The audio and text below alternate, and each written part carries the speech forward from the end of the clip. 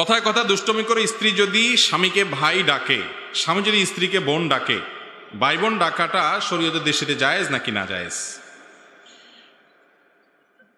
আমাদের সমাজে মহব্বতের চোটে আমরা যে আরো কত কিছু করি। অনেকে এই কাম করে যে স্বামী তার স্ত্রীকে কি বলে, বোন ডাকে, আবার স্ত্রী তার স্বামীকে ভাই ডাকে।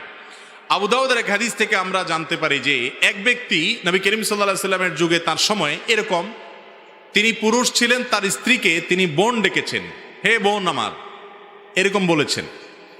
তো এই ডাক শুনে নবী করিম সাল্লাল্লাহু আলাইহি সাল্লাম তাকে নিষেধ করেছেন যে এভাবে ডাকবা না।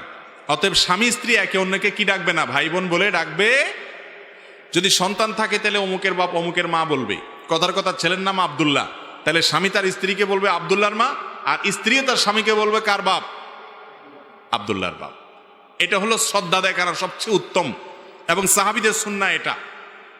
আর অন্য কোনো উপায়ে তো ডাকতে পারে না। আমাদের দেশে আপনার সাধারণত গ্রাম দেশে দেখা যায় এখনো মা চাচিদের মধ্যে এই প্রচলন আছে যে মুরব্বীদেরকে স্বামীদেরকে ডাকার সময় কি বলে, ওগো ওয়া, চিটাঙ্গে বলে ওয়া, ওগো বা অমুক বা শুনছেননি, মানে কিছু একটা ইঙ্গিত দিয়া বলে।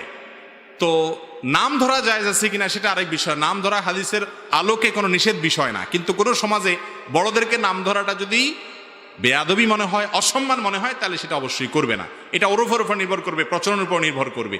কিন্তু খোলাসা কথা হলো স্বামী স্ত্রী একে অন্যকে ভাই বা বোন বলে ডাকবে না, ডাকা উচিত না।